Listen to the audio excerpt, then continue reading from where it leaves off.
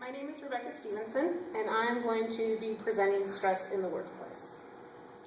Everyone endures stress at work from time to time. Stress can actually help a person stay focused and productive at work.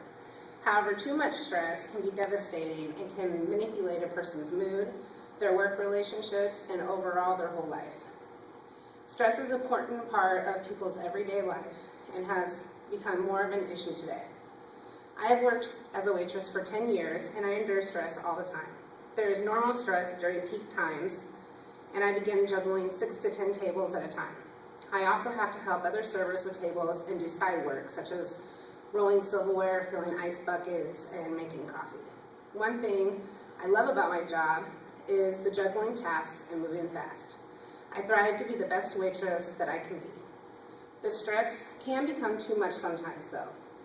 It depends on the other service, if the other servers are maintaining their part during our shift. When they begin to slack, ignore their customers, or mess up orders, it gets me really stressed, which makes me angry and frustrated. I have been known as the Nazi server, because once I get stressed, I become mean, demanding, and insulting. I had to learn to recognize my stress, learn coping skills, and consult family and friends. Some people have to consult a therapist or see doctors for medication to help with their stress. First, people need to recognize when they are stressed at work. Recognizing how they are caring for themselves, how they feel, and how they act. 3 things to recognize if you're overstressed is called foot on gas, which is where one becomes angry, overly emotional, and unable to stay still. Foot on the brake, where people become withdrawn from their coworkers or depressed. People also shut down, space out, and don't have much energy to get their work done. The last one is foot on both. This is where people freeze under pressure and don't finish their work. On the outside, they seem paralyzed, but deep inside, they're very uptight. It's a good idea to know the signs and symptoms of stress in the workplace. There are 4 different types of symptoms for stress. The first is the cognitive symptoms, which is memory problems, trouble concentrating, racing thoughts, poor judgment, consistent worrying, and only sees the negative things. The next one is emotional symptoms, which someone becomes moody, irritable, agitated, overwhelmed, lonely, and becomes isolated or depressed. The third one is physical symptoms, where they start to have aches and pains in their body, diarrhea or constipation, dizziness and nausea, feel sick frequently, and loss of sex drive. Behavioral symptoms are they overeat or have a loss of appetite, sleep too much or not enough, begin using drugs or alcohol, procrastinate, neglect their work or responsibilities, and pick up bad habits such as chewing on your nails. There are also many things that can cause stress. Situations, certain pressures that cause stress are known as stressors. Many people confuse stress with being caused by negative events at work, such as deadlines, projects in a group, or company equipment breaking down. But not all stressors are bad.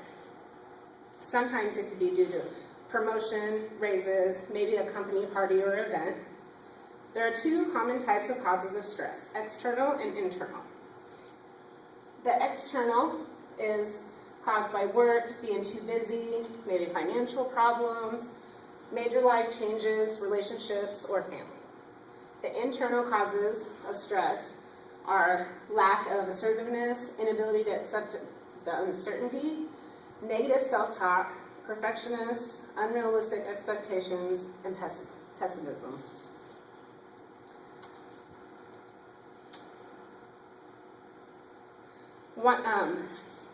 There's coping skills that you need to know to help reduce stress or take it away altogether. You need to first take care of yourself. This includes physical activity, mental activity, and releasing activities. On the physical activities, you could do things like yoga, bike riding, running.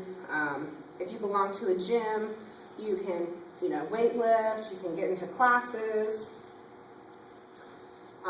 Mental activities would to be think positive, write down statements that are positive about yourself, practice them in front of a mirror, write yourself notes, stay organized, and notice where your stressors are coming from so that you can take care of them and prepare for them ahead of time.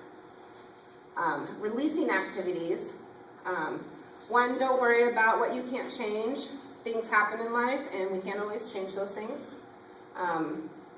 Have a sense of humor. Life is too short to be uptight and stressed about everything. And then also enjoy something that you love, such as massages or sitting out in the sunlight, reading a book, writing. Some people have to use the coping skill of seeking professional help. They'll have to seek out a counselor for therapy to work through the problems they're having, but sometimes that's not enough, and it leads them to having to take prescription medicine or herbal medicines.